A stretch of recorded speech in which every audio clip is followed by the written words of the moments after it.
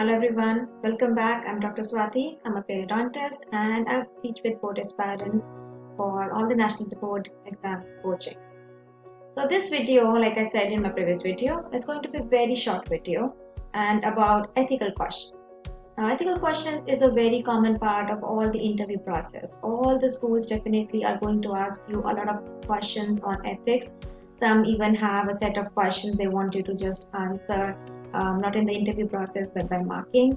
So every school has their own way of asking these ethical questions.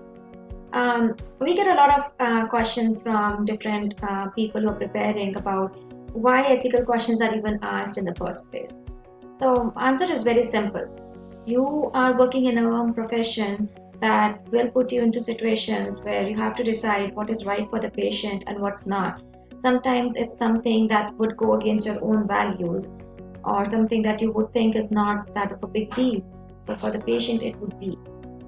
And that's why these ethical questions are known to assess a person's behavior, and schools are using these ethical questions as a means to understand you much better, your perspectives on different takes, not only in professional life but also personally.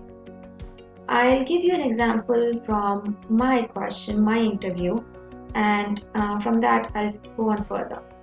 So I was asked a question that when is a good time to lie? Now, everyone will have a different answer. Okay, just remember one thing: ethical questions do not have a wrong or a right answer. It's your perspective.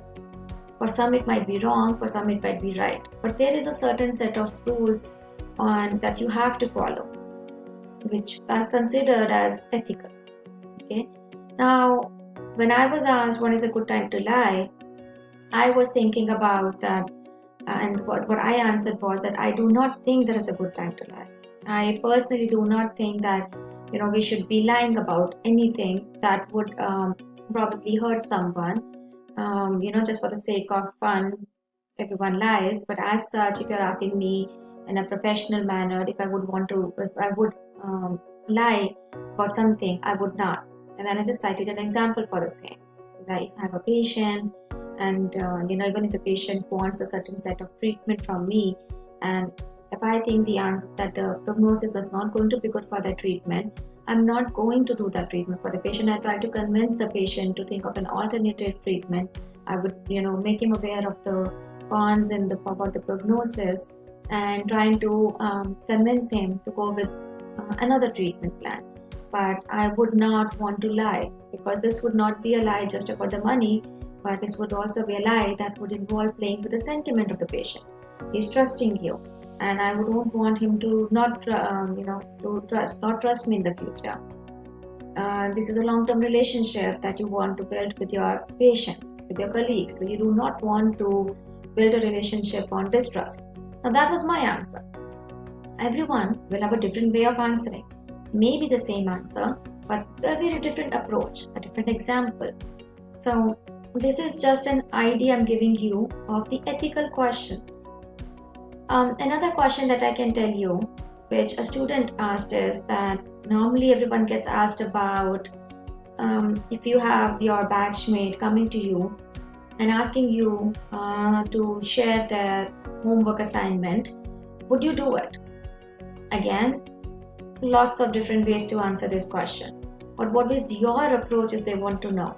If you ask me, probably I would say that I would actually tell the person to go to the professor and let them know that they didn't get the time to finish the assignment and maybe get an extension. Now, why would I want to do that? Because I just think that I put so much hard work into this assignment, and if this person is dishonest about these tiny things, he can be dishonest about so many other things.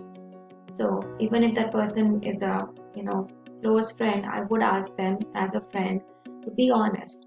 What if the teacher figures out later that the work has been copied from somewhere? Not only will he get in trouble, I might also get in trouble, and they might have a bad impression about us both. But here again, this is not the only right answer. Maybe this is not even the right answer.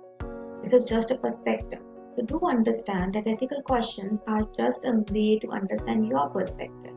It has nothing to do with right or wrong. And that's why these questions are, yes, they're not yes or no questions. They're very open-ended questions. So you can think about it. How to prepare for ethical questions. Now, online, if you type ethical questions for interview preparations for DDS or residency, you will come across more than 40 set of questions that they will have. And you can always ask batchmates, you can always ask people who've been giving interviews, and you get an idea. What's my take on it and how we do it at board aspirants. So when we are preparing our students at board aspirants for their interviews, we do not like sorry, tell you that what an answer should be. Like how I am actually talking to you in this video about what you should be answering, as by making you think about it. And that's how we discuss with our students about what they should be thinking about. Yes, we do give you ideas, we do give you perspectives, we do help you frame an answer, but it not should be something that you should cram or should be well prepared for. In my previous video for the interview, I'd already mentioned that you should have keywords in mind. You should have an idea about your answer, but you should not cram it, because you do not want your originality to go. You should make it, they should feel it that at this spot you've come up with an answer. And that's how it should look like. They do not want people to be so over prepared with an answer. Okay? So I hope with this video I've given you an idea about the ethical questions. If you have any more questions, you can put it in the comment section and I'll try to reply. If you want any kind of training with us for interview process or coaching with national entry boards, our email ID will be there. You can always contact us via that. And stay put for my next video. Like and subscribe for more notifications, and I'll see you in the next video. Bye bye.